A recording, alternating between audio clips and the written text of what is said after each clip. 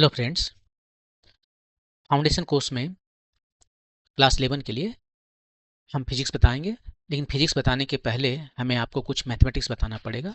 ये basic mathematics है और बेसिक मैथमेटिक्स में आपको हम बताएंगे सबसे पहले लॉगरिथम, उसके बाद में आपको हम बताएंगे ट्रिग्नोमेट्री और उसके बाद में कैलकुलस।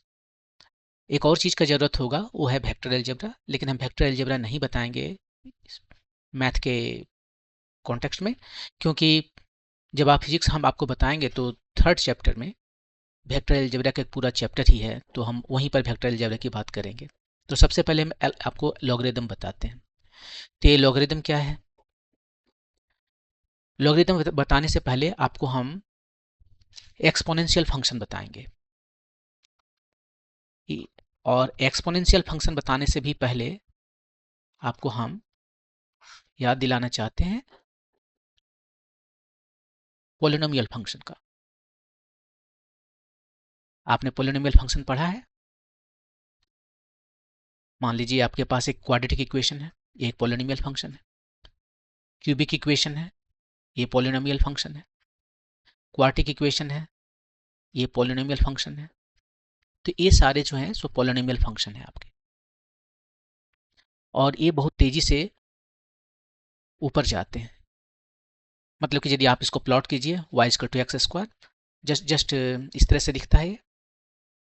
देखिए कितना तेजी से ऊपर जा रहा है। ये y है, ये x है। y equal to x square plot किए, आप y equal to x cube को प्लॉट कीजिए, ये कुछ इस तरह से जाएगा, कुछ इस तरह से जाएगा। वैसे x4 प्लॉट कीजिए, कुछ इसी तरह से दिखेगा, ये ज़्यादा चौड़ा हो जाएगा। तो ये सारे जो है सो पोलिनोमियल फंक्शन है। क्या कोई ऐसा भी फंक्शन है जो इससे भी फास्ट ग्रो करता है? वो है एक्सपोनेंशियल फंक्शन। और तो एक्सपोनेंशियल फंक्शन कौन हो गया? मान लीजिए g1 जो है, यहां पर देखिए x का पावर 2 था, हमने 2 का पावर x कर दिया। ये एक्सपोनेंशियल फंक्शन है।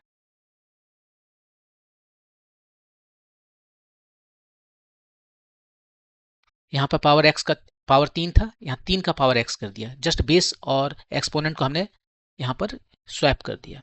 बेस जो है यहाँ पर बेस x है, यहाँ वो एक्सपोनेंट बन गया, यहाँ एक्सपोनेंट 3 है, वो यहाँ पर बेस बन गया। तो ये हो गया एक्सपोनेंशियल फंक्शन, और यहाँ पर हो जाएगा 4 टू द पावर x। ये सारे के सारे एक्सपोनेंशियल फंक्शन है।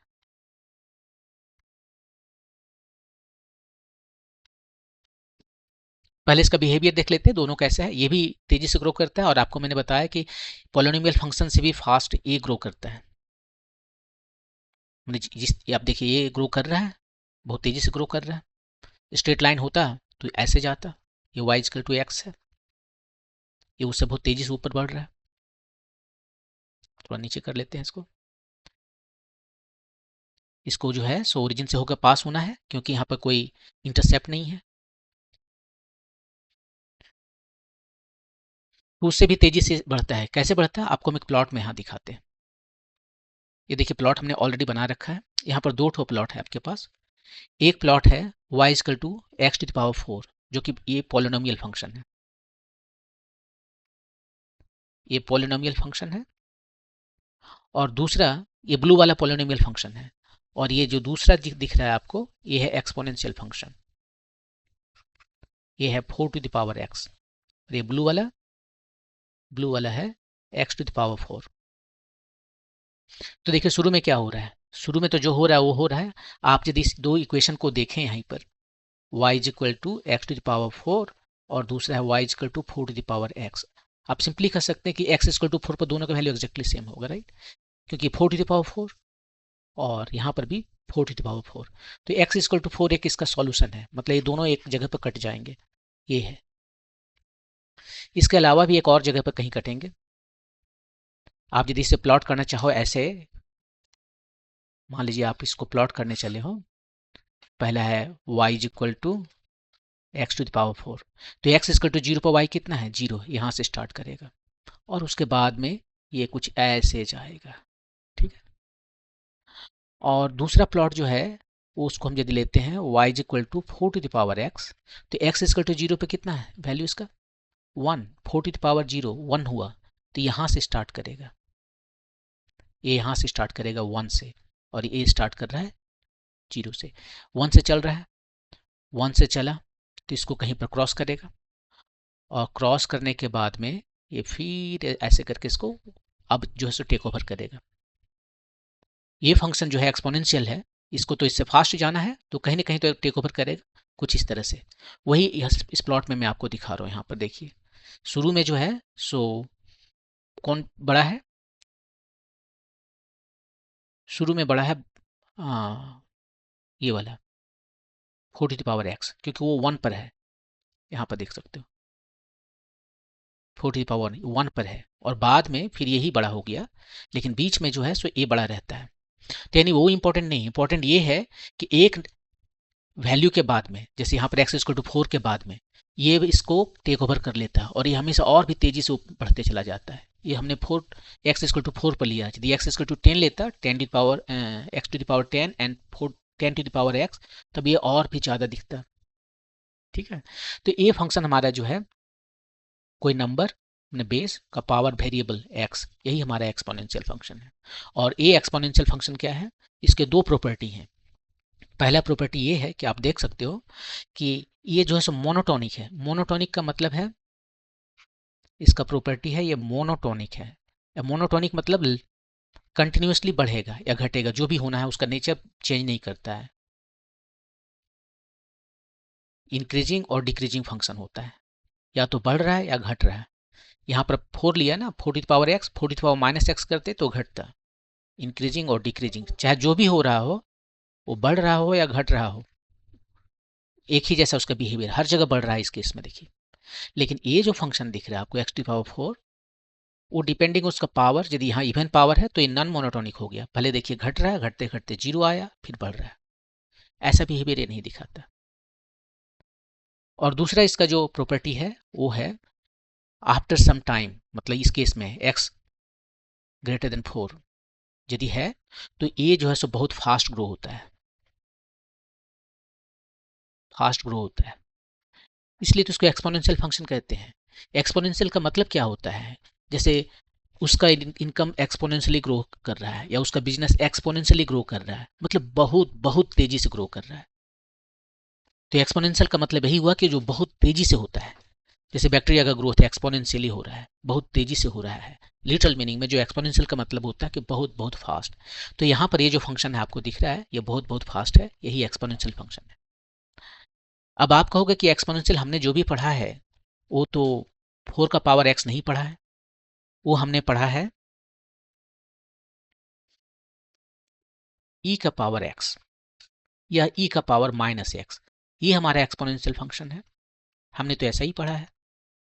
ठीक है, ये उसका एक पर्टिकुलर केस है ना, जो हमने आपको एक्सपोनेंशियल बताया, वो बताया था e⁻x।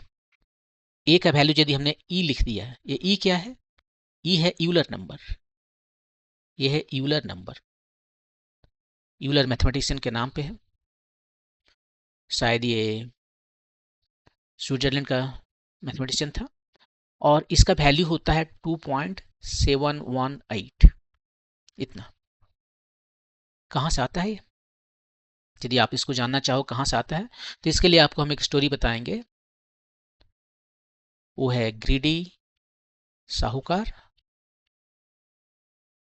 And exponential number. देखिए, एक पीजेंट है, गांव में किसान है, वो साहूकार के पास गया। वो साहूकार बहुत ही ग्रीडी है, लेकिन उसे जाना पड़ता है, मजबूरी है, उसे पैसे चाहिए। तो उसने कहा कि मुझे भाई पैसे दे दो। ठीक है, तो बोला मैं दूंगा पैसे, लेकिन साल का मैं 100% लूंगा इंटरेस्ट। 1 साल के बाद में वो पैसा आपका डबल हो जाएगा। मैं अभी 1 रुपया दे रहा हूँ आपको। उसने प्रिंसिपल ले लिया 1 रुपया, 1 रुपया ले लिया। ठीक है, और बोला कि हम 1 साल के बाद में, रेट उसका है 100% पर एनम, साल में 100%, मैंने 1 साल के बाद में वो डबल हो जाएगा। ठीक है, किसान बोला ठीक है भाई, मुझे दे दो, मुझे मजबूरी है, लेना पड़ेगा। तो उसने 1 रुपया मान लीजिए ले लिया। 1 साल के बाद में उसे देना पड़ेगा कितना, 2 रुपया। बोले ठीक है। किसान, ये साहूकार तो बहुत ग्रीडी है, वो आया एक दिन के बाद और बोला कि देखो हम इतना पर काम नहीं चलेगा, 100% पर, 100% पर तो ठीक है चलेगा, लेकिन अब हम 6 महीना के बाद में मुझे तुम इंटरेस्ट दे देना, और नहीं दोगे इंटरेस्ट तो 6 महीना के बाद में वो जो भी इंटरेस्ट है वो हम उसको फिर प्रिंसिपल में ऐड कर देंगे। मतलब यहाँ पर साइक्लिक कंपाउंड का बात हो रहा है, साइक्लिक इंटरेस्ट का बात हो रहा है। मैंने 6 महीने के बाद में जो भी इंटरेस्ट है वो कंपाउंड हो गया और बन गया प्रिंसिपल यहाँ पर। लेकिन ये जो रेट मैं चेंज नहीं कर रहा, वो 100% पर एनम ही है। लेकिन अब जो है सो ये कंपाउंडिंग जो है सो 6 महीने में होगा, साल भर में नहीं होगा। फिर पीजेंट क्या करता है, किसान क्या करता है, बोला ठीक है मजबूरी है मुझे तो लेना ही है, दे दूंगा। नेक्स्ट डे वो आया, बोला नहीं नहीं अब जो 6 महीना नहीं 3 महीने में मैं कंपाउंडिंग करूंगा। ठीक है, रेस्ट वही है 100%, तो 3 महीने में 25% देना पड़ेगा आपको। लेकिन 25% के हिसाब से जो भी इंटरेस्ट आया वो हम आपको अमाउंट में ये प्रिंसिपल में ऐड कर देंगे। किसान फिर रेडी हो गया। उसके बाद में फिर नेक्स्ट डे वो आया, बोला 3 महीना नहीं अब जो हर महीना में हम आप कंपाउंडिंग करेंगे। 1 महीना का कितना इंटरेस्ट हो जाएगा, 100/12, और ये 12 बार जो है कंपाउंडिंग होगा। किसान फिर मजबूरी में उसको एक्सेप्ट कर लिया। नेक्स्ट डे वो फिर आया कि 1 महीना नहीं 15 दिन। किसान बोला कि बहुत गुस्सा हो गया, तो 15 दिन क्यों, तुम हर घंटा जो है सो ये कर लो भाई, हर घंटा में ही तुम उसको कंपाउंडिंग करते जाओ। जब लोगों को पता चला तो ये बहुत बदनाम हो गया, लोगों ने बोला एक ऐसा साहूकार है इतना ज़्यादा इससे ले रहा है। अब चलिए देखते हैं कि उसको फ़ायदा कितना हुआ एक्चुअली। यदि वो अपना कोई ग्रीडी नहीं दिखाता, ग्रीडीनेस नहीं दिखाता, तो उसे 1 टका का 2 टका मिलता है, राइट। अब इतने उसने इतना ग्रीडीनेस दिखाया कि हर घंटा ही उसका कंपाउंडिंग हो रहा है। 1 साल के बाद में उसे कितना रुपया मिलने वाला है, 2 टका के बदले कितना मिलेगा, 5 रुपया, 10 रुपया, 100 रुपया, कितना मिलेगा, हर घंटा कंपाउंडिंग हो रहा है। आप निकाल के देखिए, चलिए इसे निकाल के देखते हैं। तो हमें पता है उसका फार्मूला, साइक्लिक इंटरेस्ट का फार्मूला पता है। ये अमाउंट आया, ये प्रिंसिपल है, 1 प्लस ये रेट है, हमने परसेंटेज के लिए यहीं पर 100 लिख दिया, और ये एन है, यही टाइम है। ठीक है, ये एन क्या है, ये एन है नंबर ऑफ कंपाउंडिंग, कितना बार कंपाउंड हो रहा है। जैसे बैंक में आपको इंटरेस्ट देता है मान लीजिए 8% 7%, वहाँ पर कंपाउंडिंग होता है एवरी 3 मंथ, साल में 4 बार। तो 3 महीने के बाद जो भी इंटरेस्ट आया वो कंपाउंड हो गया, ऐड कर दिया जाता है प्रिंसिपल में। तो बैंक के लिए एन कितना लिखेंगे, एन लिखेंगे 4, क्योंकि साल में 4 बार कंपाउंडिंग हो रहा है। और इंटरेस्ट रेट जो है वो बैंक के लिए कितना रहता है, 7% 6% ऐसे। इस ग्रीडी साहूकार के लिए आर है 100%, तो लिखते हैं इसने 1 रुपया लिया था, ठीक है। आर कितना था, आर था 100%, लेकिन 100% साल का है, ठीक है। और 6 महीना में मान लीजिए इसको कंपाउंडिंग करता है तो क्या हो जाता है, उसका 1/2 हो जाता है। 3 महीना में कंपाउंडिंग करता है तो ये 1/4 हो जाता ना। बस इसको यूनिटरी मेथड से देख लीजिए, साल भर का वो लेता है 100%। तो 6 महीने का 50% हुआ, 3 महीने का 25% हुआ, 1 महीने का 100/12% हुआ।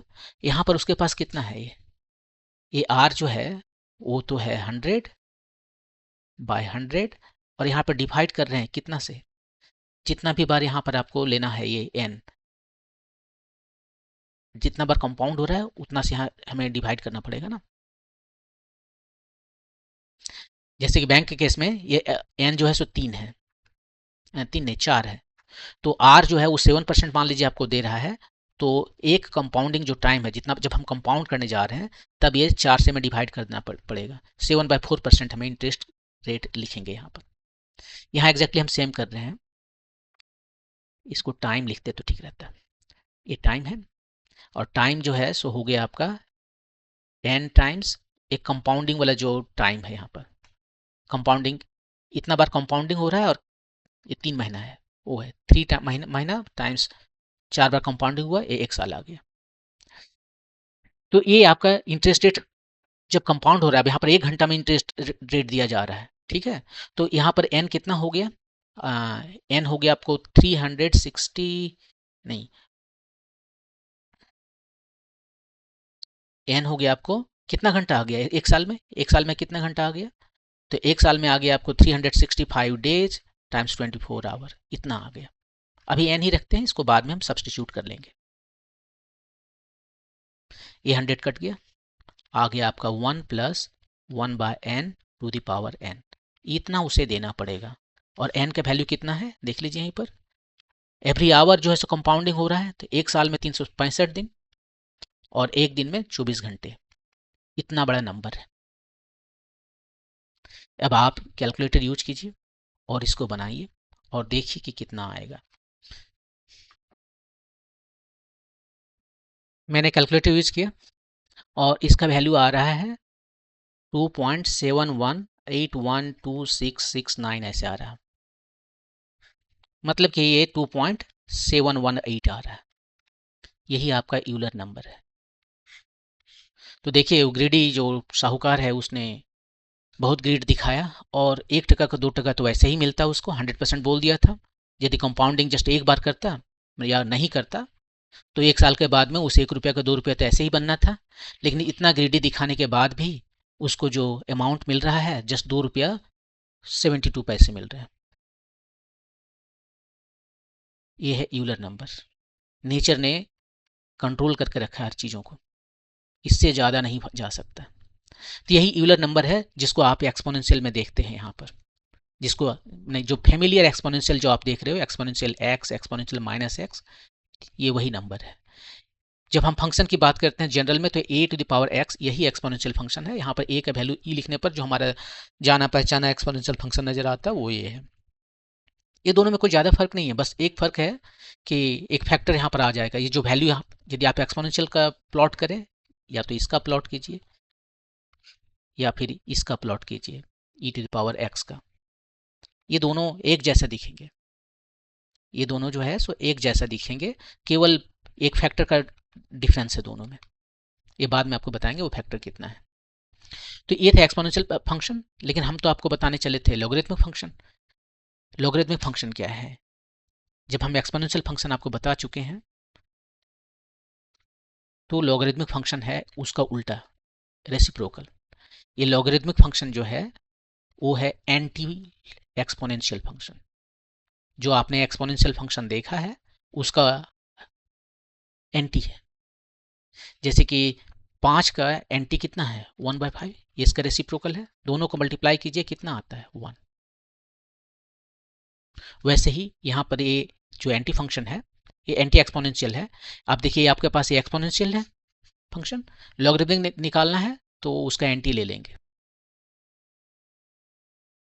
मतलब उस फंक्शन पर यदि हम अप्लाई करेंगे तो हमें ये x मिल जाएगा। तो यहां से हम कह सकते हैं कि x कितना है? x जो है सो y का लॉगरिथमिक फंक्शन है, लेकिन यहाँ a है तो बेस यहाँ हमें a देना पड़ेगा।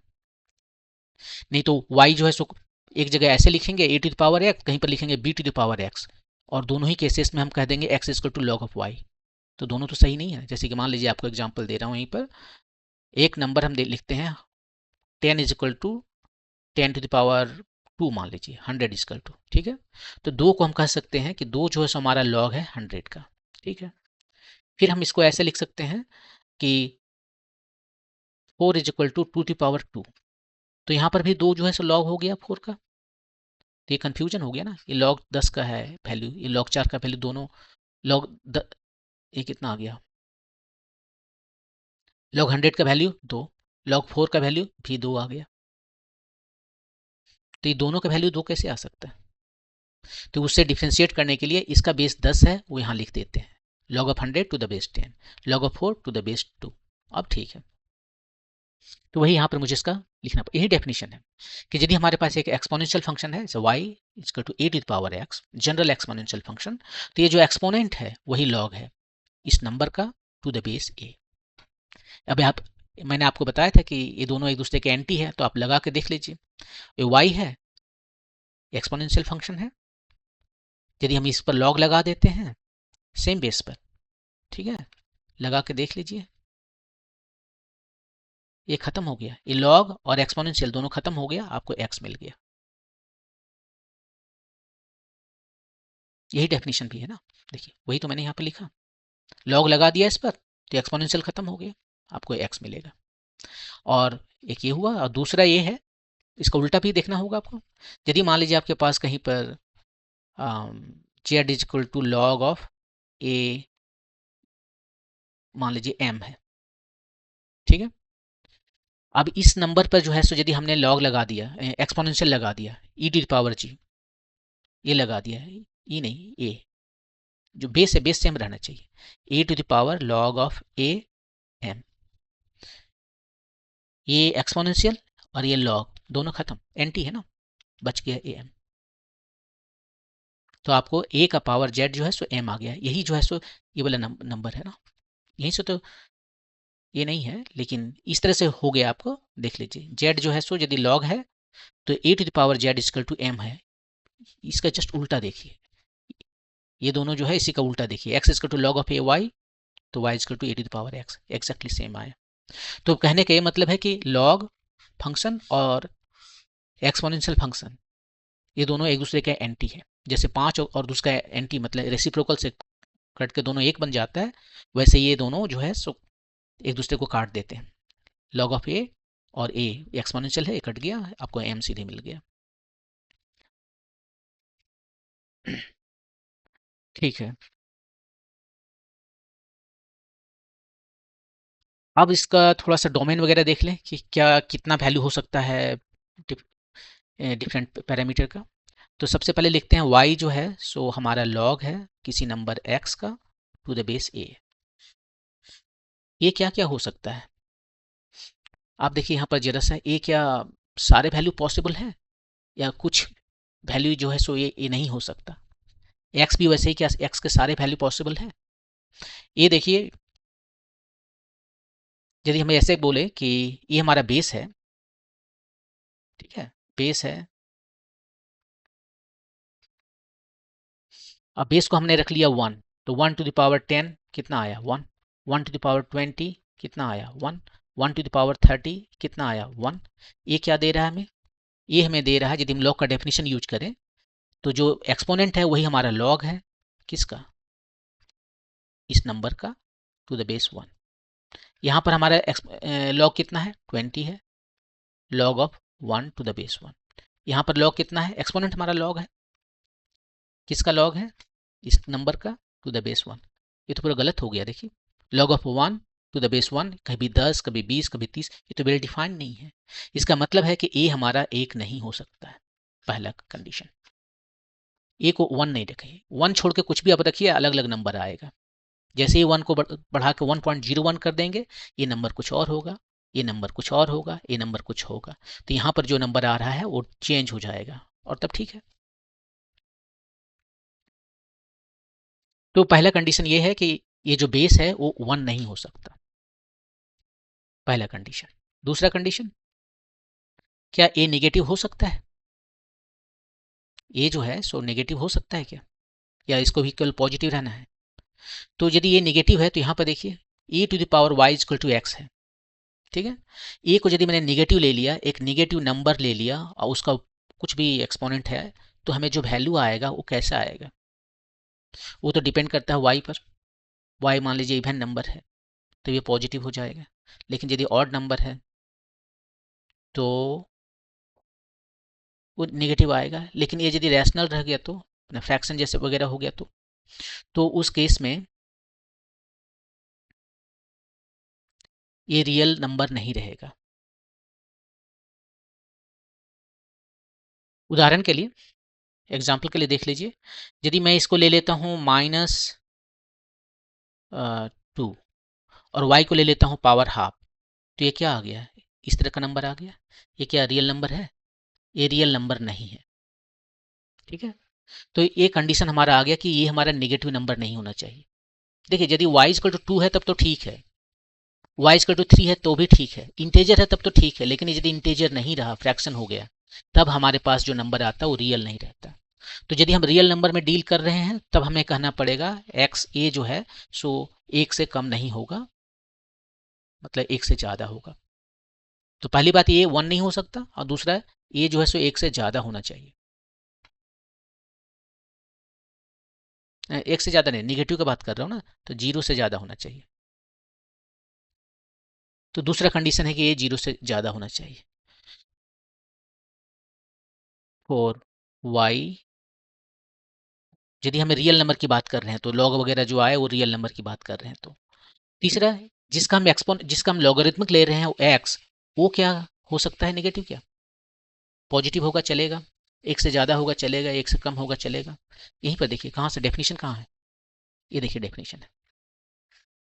एक्स क्या क्या हो सकता है आपको वो देखना है।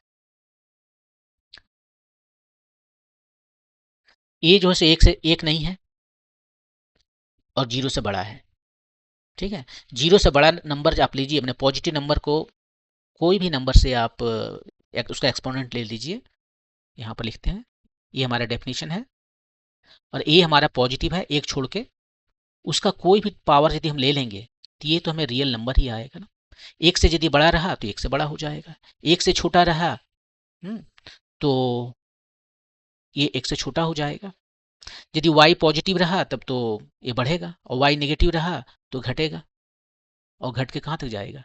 y मान लीजिए नेगेटिव है तो यहाँ पर मान लीजिए हमारे पास हाफ है, और नेगेटिव है -100 या 1000, कितना है ऑलमोस्ट जो है जीरो के करीब बना है, राइट।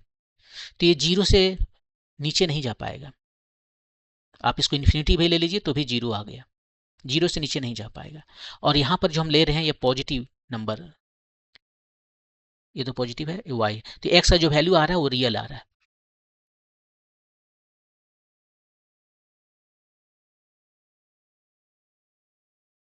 और y जो है वो भी रियल है, देखिए माइनस हो सकता है प्लस हो सकता है, तो x जो है सो रियल आएगा आपका।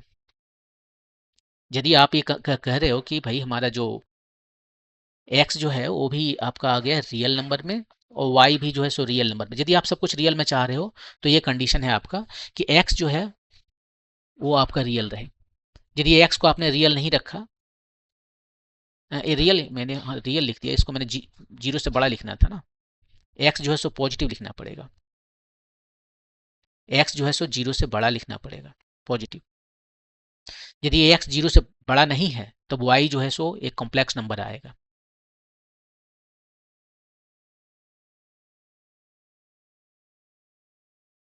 y का यहाँ पर देखा ना आपने, कुछ भी वैल्यू मैं यदि y रियल रखता हूँ तो x जो है सो रियल ही आता है, तो y यदि रियल है तो x भी रियल है। तो ये हमारे कंडीशन है, तीन तो कंडीशन है लॉग में, हमारे तीन कंडीशन हैं। वो कंडीशन ये है कि ए जो है सो एक नहीं होगा, बेस जो है सो एक नहीं होगा। दूसरा, ये बेस जो है सो जीरो से बड़ा होना चाहिए, निगेटिव भी नहीं होगा। और तीसरा, एक्स जो है जिसका हम लॉग ले रहे हैं वो भी पॉजिटिव नंबर होना चाहिए, निगेटिव नंबर नहीं होना चाहिए। लेकिन ये कंडीशन तब वैलिड है यदि हम रियल नंबर में काम कर रहे हैं। यदि हम कॉम्प्लेक्स नंबर में काम करें तो ये सारे कंडीशंस इसको छोड़ के ये सारे कंडीशन लिफ्ट अप हो जाते हैं, ये तब भी वैलिड रहेगा। आप कॉम्प्लेक्स प्लेन में भी काम कर रहे हो, कॉम्प्लेक्स प्लेन मतलब ये हमारा रियल नंबर है ना, ये जीरो है, इधर आगे बढ़ रहे हैं प्लस में, इधर माइनस में जा रहे हैं, ये रियल नंबर है। लेकिन यदि हम इमेजिनरी भी ले लें साथ में इधर तो एक प्लेन बन जाता है। ये पॉइंट जो है इसका दो पार्ट हो गया है, ये हो गया रियल पार्ट और ये हो गया इमेजिनरी पार्ट, ये दोनों ले लें तो ये हमें कॉम्प्लेक्स प्लेन में बन गया। और यदि कॉम्प्लेक्स प्लेन में हम लॉगरिथम की बात करें तो वहाँ पर ये सारे रेस्ट्रिक्शन ये दोनों ही लिफ्ट अप हो जाते हैं, ये दोनों खत्म हो जाते हैं, केवल एक कंडीशन बचा रहता है, ये शुड नॉट बी वन। तो अब चूंकि हम लोग अभी रियल नंबर में ही काम करने वाले हैं, अभी कॉम्प्लेक्स में काम नहीं करने वाले हैं। आपका क्लास 12 में जो है सो कॉम्प्लेक्स में केवल एक छोटा सा चैप्टर मैथमेटिक्स में है, और ज़्यादा कॉम्प्लेक्स के बारे में कोई डिस्कशन नहीं है, ये सभी हायर क्लासेस में होते हैं। तो अभी अपने आप को रियल नंबर तक ही कन्फाइन रखते हैं, और उस केस में हमारा आपका जो डेफिनेशन है लॉग का, एक्स जो है सो बस देख लीजिए, भले ये जो है बेस वो एक नहीं होगा, बेस जीरो से बड़ा होगा, और एक्स जो है वो भी जीरो से बड़ा होगा। ये तीन कंडीशन है, तब एक्स जो है तब लॉग जो है सो इस तरह से डिफाइन है रियल नंबर लाइन के लिए। अब चलते हैं इसको कुछ प्रॉपर्टी पर। ये सारे प्रॉपर्टी मैंने यहाँ पर लिख दिए। पहले तो डेफिनेशन ही लिखा है कि यदि एक का पावर एक्स जो है सो एन है तो ये जो एक्सपोनेंट है उसको लॉग कहते हैं इस नंबर का, टू द बेस, ये जो बेस है, ये तो डेफिनेशन है पहला वाला। सेकंड वाला, ये जो है सो प्रोडक्ट का रूल है, यदि दो नंबर को प्रोडक्ट में लेते हैं और उसका लॉग हमें यदि लेना हो तो दोनों नंबर का लॉग लेके हम ऐड कर देते हैं। कैसे आता है, दो को कैसे प्रूफ करना है, इसको प्रूफ करना चाहिए हमें, तो हम इसको प्रूफ करते हैं ऐसे, यही प्रूफ करना है ना, log of m plus log of n। यहाँ पर कुछ भी n नहीं लिखा गया है, बेस नहीं लिखा गया है, यदि कुछ भी बेस नहीं लिखते हैं और LOG लिखते हैं तो इसका मतलब होता है बेस 10। ये जस्ट कन्वेंशन है। LOG लिख दिए तो बेस 10 हो गया। यदि LN लिखें तो बेस ये जो है सो E हो गया, और केवल लॉग लिखने का मतलब है बेस 10 हो गया। यहाँ पर कोई नंबर होगा। और ये दोनों छोड़ के कुछ और लिखना हो तो आप जो है सो एक्सप्लिसिटली लिखिए यहाँ पर कि क्या वो बेस है। तो ये हम यहाँ पर इसको बेस कर देते हैं, ये सेम बेस रहेगा हर जगह। अब ऐसे करते हैं, इसको हम कहते हैं x, इसको कहते हैं y, इसको कहते हैं z। तो कहने का ये मतलब है कि log ऑफ a mn जो है ये हो गया x। तो डेफिनेशन से a का पावर x कितना हो गया mn। यहाँ पर देखिए पहला वाला ऐसे log लिखा हुआ है, x equal to log of n to the base a। तो बेस का पावर x जो है ये नंबर आ गया। तो बेस का पावर x जो है ये नंबर आ गया। दूसरा इसके लिए log of m to the base a, इसको हमने y कहा है।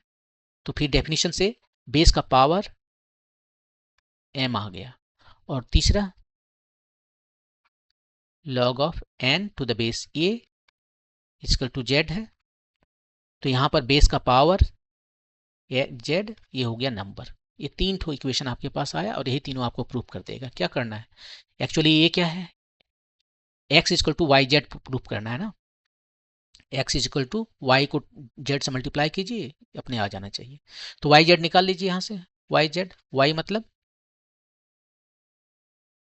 वाई जेड से मल्टीप्लाई नहीं करेंगे, mn को मल्टीप्लाई करते हैं, m और n को।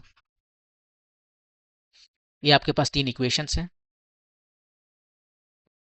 2 और 3 को मल्टीप्लाई कीजिए और देखिए क्या आता है। लेफ्ट साइड में आया a का पावर y टाइम्स a का पावर z, और राइट साइड में आया m times n। Base same है तो पावर ऐड हो जाएगा, ये एक्सपोनेंट का रूल्स है, m टाइम्स n। अब यहाँ पर डेफिनेशन लगाते हैं, जो शुरू में डेफिनेशन है लॉग का कि a का पावर बेस का पावर x है, इस यदि कोई नंबर n है तो ये एक्सपोनेंट जो है सो इस नंबर का लॉग हो जाता है टू द बेस a। ये एक्सपोनेंट जो है वो क्या हो गया,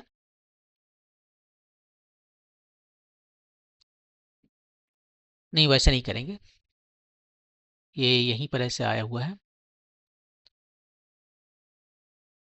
वैसे नहीं करेंगे इसको। यहीं पर देख लीजिए, mn को क्या लिख सकते हैं पहला वाले इक्वेशन से, mn जो है सो e to the power x है। अब दोनों का बेस सेम है तो पावर सेम होगा, y plus z is equal to x. यही तो प्रूफ करना था। y मतलब log of m to the base a, देखिए y इज इक्वल टू, और z is equal to log of n to the base a, और x is equal to log of mn to the base a। यही proof करना था। तो इसमें कुछ भी हमने नहीं किया, हमने तीनों को जो है जो जिसे प्रूफ करना है, ये log of mn is equal to log of m plus log of n to the same base a। इसको x मान लिया, इसको y मान लिया, इसको z मान लिया, डेफिनेशन यूज किए। तो ए का exponent x equal to mn, A का power y equal to m, A का power z equal to n। ये दोनों को मल्टीप्लाई कर दिए तो e to the power y plus z equal to mn आया, और ये mn के वैल्यू फर्स्ट इक्वेशन से ला रहे हैं, यहाँ पर फ्रॉम फर्स्ट इक्वेशन से ले आएंगे। दो इक्वेशन ऑलरेडी यूज हो चुका है, 2 3, 1 तो बाकी था, कहीं ना कहीं तो यूज करना था। तो यहाँ पर हमने mn का वैल्यू यहाँ से यूज करके e to the power x जो है लिख दिए। अब बेस सेम है, पावर सेम हो गया, y plus z equal to x, यही तो प्रूफ करना था, y plus z equal to x। तो इस तरह से प्रूफ हो गया। नेक्स्ट देखते हैं। नेक्स्ट है क्वोशिएंट वाला, कि दो नंबर है हमारे पास, उसको डिवाइड करते हैं तो हमें क्या मिलता है, पहला नंबर माइनस दूसरा नंबर, बेस सेम होगा, सबका बेस हम a ले लेते हैं। और यहाँ पर a जो है वो कभी 1 नहीं होगा, a जो है सो 0 से बड़ा होगा। ये कंडीशन रियल के लिए ये तो हमेशा चलेगा, लेकिन ये कंडीशन रियल में वर्ल्ड में काम करने के लिए, रियल नंबर का जो वर्ल्ड है उसमें काम करने के लिए। यहाँ पर भी हम इसको यही करते हैं, इसको हम x मान लेते हैं, इसको y मान लेते हैं, इसको z मान लेते हैं। तो कहने का ये मतलब है m बाय n को हमने x मान लिया। इसका मतलब क्या है, इसका मतलब है बेस का power a number equal to m by n, definition use की। यदि ऐसा है तो फिर हम कहते हैं कि एक्सपोनेंट जो है, एक्सपोनेंट इजकल टू इस नंबर का log to the base a, वही लिखा हुआ है। दूसरा क्या है, दूसरा ये वाला नंबर है, log of m to the base a, ये है y, डेफिनेशन यूज करेंगे, बेस का पावर है नंबर इजकल टू m आ गया। और तीसरा log of n to the base a equal to z है, तो यहाँ पर बेस का पावर z आ गया है नंबर n। तीन इक्वेशन है, 1 2 3, ये तीनों इक्वेशन से ये हमें आ जाएगा x equal to y plus minus Z.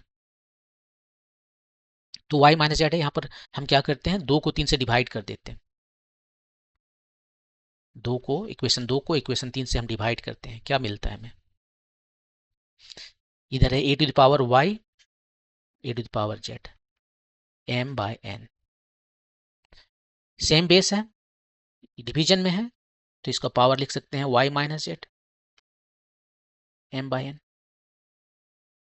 ये हो गया y माइनस जेड, और m बाय n यहाँ पर इक्वेशन 1 से देखिए a to the power x है, फ्रॉम 1, दोनों का बेस सेम है, तो ये हो गया y minus z is equal to x. यही ना प्रूव करना था, y minus z is equal to x. y मतलब log of m, z is equal to log of n, और x is equal to log of m by n, base सबका same है, ये proof हो गया। तो जस्ट डेफिनेशन से सारे दोनों प्रॉपर्टी प्रूफ हो गए। तो दो प्रॉपर्टी आपको यहाँ पर देखा आपने, एक देखा कि यदि दो नंबर का प्रोडक्ट है उसका लॉग लेंगे तो इंडिविजुअल नंबर का लॉग लेकर ऐड कर देंगे, यदि ये कोशिएंट में है, डिवीजन में है, तो पहले न्यूमरेटर का लॉग लेंगे, उसमें से सब्ट्रैक्ट कर देंगे डिनोमिनेटर का लॉग को। और ये जो चौथा नंबर दिख रहा है, ये एक्चुअली यहीं से आता है। चौथा नंबर जो है वो प्रॉपर्टी क्या है,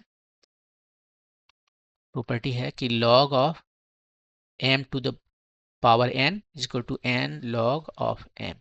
आप चाहो तो इसे डेफिनेशन से भी बना सकते हो, जैसे दो ठो बनाया वैसे, और नहीं तो आप इसको ऐसे भी बना सकते हो। log m का पावर n का मतलब क्या हुआ है, m times m times m times m, कितना बार, n टाइम्स, राइट, यही है। n टाइम्स जो है, मान लीजिए n 10 है, तो m times m times m 10 ठो ऐसे लिखेंगे। अब इसको क्या करना है, देखिए प्रोडक्ट रूल लगाते हैं, लॉग ऑफ जो दो में आपने पढ़ा है यहाँ पर, mn यदि है, दो नंबर प्रोडक्ट में है, तो उसका लॉग जो है इंडिविजुअल लॉग का सम हो जाता है, तो यहाँ पर इंडिविजुअल लॉग का सम कर देते हैं, लॉग ऑफ m प्लस इसका वाला log of m plus log of m plus कितना बार है, n टाइम्स, n टर्म्स है,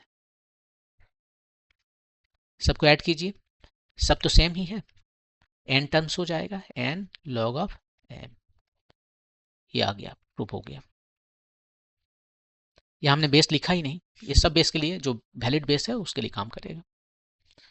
तो ये था नंबर 4। यहाँ पर 5 देखते हैं, ये base of change of base है, यहाँ पर बेस ए है, इसको यदि हमें बेस दूसरा बेस बी में लाना है तो कैसे करते हैं, पांचवा चेंज ऑफ बेस है।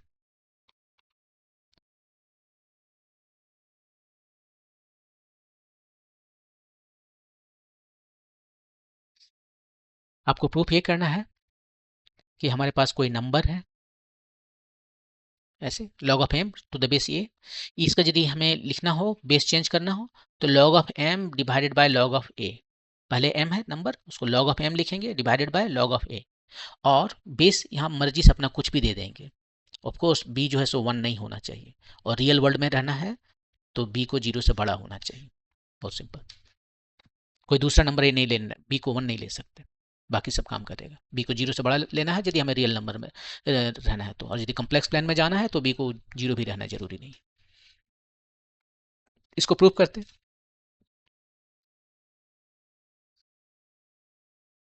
इसको फिर x मानते हैं, इसको y मानते हैं, इसको z मानते हैं, बिल्कुल वही जो डेफिनेशन में यूज कर रहे थे, log of m to the base a, इसको हमने x मान लिया, इसका मतलब है a to the power x is equal to m, equation number 1। ये ऊपर वाले जो है इसको हम b मान लेते हैं। log of m to the base b equal to कितना हो गया, y मान लिए, तो b to the power y is equal to m, equation number 2। और लास्ट वाला log of a to the base b, log of a to the base b, इसको हमने z मान लिया, तो ये हो गया b to the power z is equal to a, equation number 3। हमारे पास 3 इक्वेशन है और हमें इससे जो प्रूव करना है वो क्या प्रूव करना है, हमें जो प्रूव करना है वो है x is equal to y by g, ये प्रूव करना है, राइट। इसी को प्रूव करने चलते हैं। हम यहां से चलते हैं एक से, a to the power x is equal to कितना है, m है, ठीक है। और m कितना है, 2 से देखिए, ये है फ्रॉम 1 हम चले हैं, m का वैल्यू हम रख रहे हैं b to the power y, ये हुआ फ्रॉम इक्वेशन नंबर 2। और b का जगह पर हम क्या लिखते हैं यहाँ पर, a के जगह पर यहाँ पर जो है हम लिख सकते हैं a to the power x है, यहाँ पर हम लिखते हैं a के जगह पर b to the power z, right. a के जगह पर हम लिखें b to the power z और x तो है ही b to the power y, ये मैंने लिखा है इक्वेशन नंबर 3 से, ये तो सेम है, ये वाला लिखा है। तो ये कितना बन गया, b to the power zx is equal to b to the power y, दोनों का बेस सेम है तो एक्सपोनेंट सेम होगा, zx is equal to y, तो x कितना आया, y बाय z, यही तो प्रूफ करना था, x को y बाय z प्रूफ करना था, ये आ गया। यदि बढ़िया से लिखना है इस लॉग के टर्म में तो x क्या है, log of m to the base a, y कितना है, log of m to the base b, देख लीजिए यहाँ से y log of m to the base b, और z है log of a to the base a b, log of a to the base b, यही proof करना था, वही हो गया प्रूफ, यही प्रूफ हो चुका है, जस्ट लिखने का तरीका है। तो आपने देखा कि हम बेस चेंज कर सकते हैं और इसका फायदा ये है कि हम में जब भी एक नंबर जो लॉग है दिया हुआ है और उसका बेस चेंज करना चाहे यदि कभी भी, तो हम उसको कर सकते हैं। यूजुअली हमारा क्या होता है कि कभी हम log 10 में काम करते हैं, कभी log e में काम करते हैं, यूलर नंबर बेस में काम करते हैं, ये दोनों काफ़ी यूज होता है। ये जो 10 बेस है वो नंबर हमारा है, सोसाइटी में हम लोगों ने यूज किया, जब हम स्टार्ट किया सोसाइटी में जो हम लोगों ने यूज किया, लेकिन नेचर में ये नहीं मिलता, नेचर में मिलता है log ऑफ e। और यदि कंप्यूटर की बात करें तो वहाँ पे बेस 2 मिलता है, क्योंकि हमारा जो सिलिकन कंप्यूटर है उसकी बात करें तो सिलिकन कंप्यूटर भी जो है वो केवल 0 और 1 पर चलता है, ये बाइनरी कंप्यूटर है ना, वहाँ पर जो है सो 0 और 1 पर बेस पर काम करता है। जब क्वांटम कंप्यूटर आएगा, और अभी आ चुका है ऑलरेडी, तब वो 0 1 पर काम नहीं करता, तो उसके लिए ये इंपॉर्टेंट नहीं है। लेकिन यहाँ पर जो सिलिकन कंप्यूटर है हमारे पास जो है वो उस 0 1 पर काम करता है, तो उसके लिए ये चलता है यहाँ पर। लेकिन नेचर में जो है कंप्यूटर तो बस एक लिमिटेशन है, अभी जो नेचर में जो है वो ए चलता है। तो हमें कभी कभी इस बेस को चेंज करना पड़ता है, जैसे मान लीजिए हमें मिल गया लॉग ऑफ, मान लीजिए 10 ई का बेस में मिल गया है 25, और हमें जो वैल्यू पता है हम ई में नहीं जानना चाहते, 10 में जानना चाहते हैं, तो सिंपली आप कह दीजिए log of 25 by log of e, यहाँ पर भी 10, यहाँ पर भी 10, ऐसे कर सकते हैं। ओके, एक लास्ट बचा हुआ है यहाँ पर प्रॉपर्टी, वो बहुत ही इंपॉर्टेंट प्रॉपर्टी है। x को हम किस तरह से लिख सकते हैं, किसी भी नंबर को हम log में लाकर लिख सकते हैं। जैसे कोई भी नंबर x है, इसको हम log को इंट्रोड्यूस, देखिए log और एंटी लॉग ये आपको ऑलरेडी ये बता चुके हैं, एक बार यहाँ लिख लेते हैं इधर। ये जो लास्ट प्रॉपर्टी है 6 या 7 जो भी है, उसको लिखा गया है कि कोई भी नंबर यदि हमें लिखना हो तो हम log इंट्रोड्यूस कर सकते हैं ऐसे। ये हमने आपको पहले ही बताया है, ये एक्सपोनेंशियल फंक्शन है और ये log फंक्शन है, ये बेस सेम होना चाहिए। ये दोनों एक दूसरे के एंटी है, तो ये दोनों काट दिया, आपको ये x मिल गया। तो यदि कहीं भी आपको log इंट्रोड्यूस करना है, मैंने x को लिखना है log के टर्म में, तो पहले बेस लिख लीजिए, उसका पावर लिख दीजिए और ये x आ गया। यदि कहीं पर आपको लिखना है एक्स स्क्वायर लॉग के टर्म में, तो आप क्या कीजिए, एक्स को ऐसे लिख सकते हो, कोई भी बेस इंट्रोड्यूस किया हमने, लॉग ऑफ एक्स ऐसे लिख सकते हो, यहाँ एक्स स्क्वायर कर दिए, ये दोनों खत्म हो गया है। और नेक्स्ट स्टेप में आप ये भी कर सकते हो, ये पावर का पावर, पावर लॉग में जो पावर होते हैं ना मल्टीप्लाई हो जाते हैं, तो 2 लॉग एक्स ऐसे लिख सकते हैं। तो ये बहुत ही काम का चीज़ है। हमने आपको प्रॉमिस किया था कि मैं आपको बताऊंगा कि जो हम लोग लॉग जो ज़्यादा फेमस लॉग जब एक्सपोनेंशियल फंक्शन कहते हैं तो वो होता है e to the power x, right, exponential function, ये जो फेमस है। लेकिन जो जनरल टर्म है वो है ए टू द पावर एक्स, ये भी दोनों ही एक्सपोनेंशियल फंक्शन है।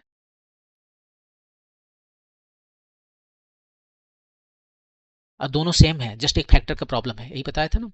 तो मैं उसको यहाँ पर दिखा रहा हूँ कि कैसे ये दोनों एक फैक्टर का प्रॉब्लम है, दोनों में कितना का डिफरेंस है, कैसे हम ए टू द पावर एक्स को ई टू द पावर एक्स के टर्म में लिख सकते हैं, और जो फैक्टर आएगा वो कितना आएगा।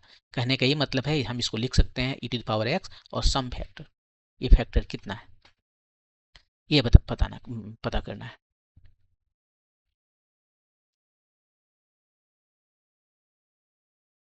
एक्चुअली ये यहाँ पर कांस्टेंट नहीं रहेगा, एक वेरिएबल आएगा। A to the power x को हम ऐसे लिख सकते हैं, a divided by e times e to the power x. यहाँ पर हो गया a divided by e to the power x, और ये हो गया e to the power x. ये फंक्शन तो यहाँ मिल गया, लेकिन ये भी एक फंक्शन है ए बाई ई का। तो इस तरह से ए एक्स और जो ई एक्स है, ये दोनों में जस्ट एक फैक्टर का डिफरेंस नहीं है, बल्कि एक फंक्शन का डिफरेंस है। एक दो फंक्शन को मल्टीप्लाई करने पर ये आएगा। तो हमारा जो पहला स्टेटमेंट था कि ये दोनों ही फंक्शन, दोनों का बिहेवियर सेम है, ये डिपेंड करता है। ये एक्सपोनेंशियल एक्स जो है सो एक जनरल केस है ए टू द पावर एक्स का, जब ए जो है सो ई हो गया। वैसे ए यहाँ पर कुछ भी हो सकता है, 1 छोड़ के कुछ भी हो सकता है, और 0 से बड़ा सब वैल्यू रख सकता है। लेकिन ये फिक्स्ड हो गया आपका, ये जो है ई फिक्स कर दिया, तो ये काफ़ी एक सबसेट हो गया है, इस जनरल जो टर्म है इसका एक सबसेट हो गया, ये आपका सबसेट है, और ये जनरल टर्म है, ये सेट है आपका।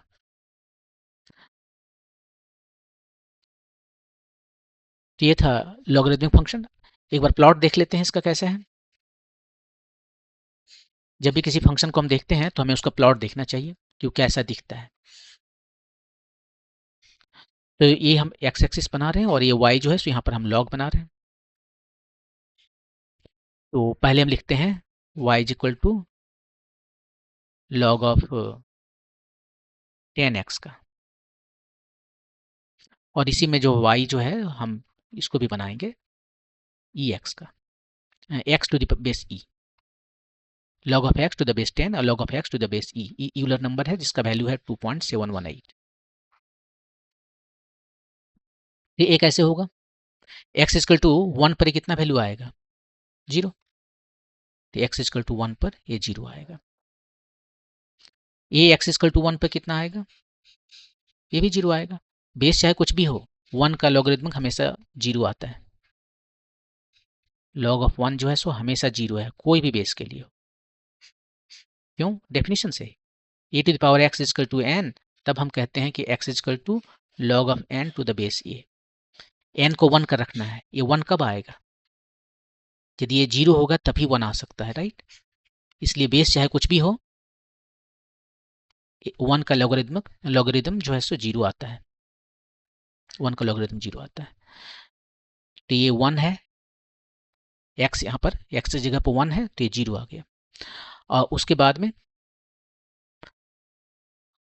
यदि x जो है सो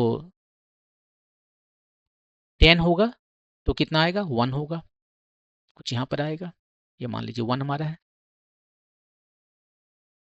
x इक्वल टू 10 पर जो है सो ये आएगा, और ये x इक्वल टू 2.712 पर ही आ जाएगा 1। ये तो ये इस तरह से जाएगा, बहुत स्लो फंक्शन है, ये तो स्ट्रेट लाइन बन गया, हाँ ऐसा। और फिर इधर से ये होते हुए इधर कभी 0 को क्रॉस नहीं करेगा, इस लाइन को कभी क्रॉस नहीं करेगा। जब बहुत छोटा हो जाएगा तो ये बहुत बड़ा नीचे आ जाएगा। और दूसरा जो है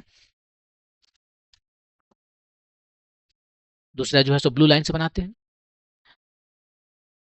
ये देखिए पहले ही 1 आ गया, मतलब कुछ ऐसे,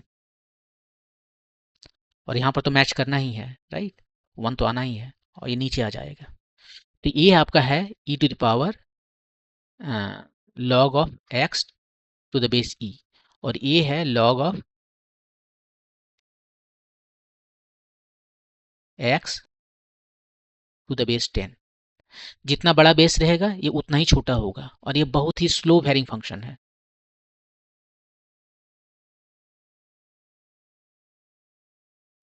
बहुत ही स्लो वेरिंग फंक्शन है। एक्सपोनेंशियल बहुत ही फास्ट वेरिंग फंक्शन है। लॉगरिथमिक उसका उल्टा एंटी है ना, तो ये बहुत ही स्लो वेरिंग फंक्शन हो गया। एक्सपोनेंशियल जितना ही फास्ट होता है ये उतना ही स्लो होता है। तो ये रहा आपका लॉगरिथमिक फंक्शन। यदि आप कोई और बनाए यहाँ पर एक लॉग ऑफ एक्स ले, ई से भी छोटा नंबर को, मान लीजिए 1.1 को, तो ये और भी ऊपर से आएगा, थोड़ा सा इससे फास्ट ऊपर से होकर जाएगा, लेकिन सभी जो है सब बहुत स्लो स्लो चलते हैं, बहुत ही स्लो फंक्शन है। तो ये था लॉगरिथमिक। नेक्स्ट वीडियो में जो हम आपको देख बताएंगे ट्रिगोमेट्री के बारे में। Thank you.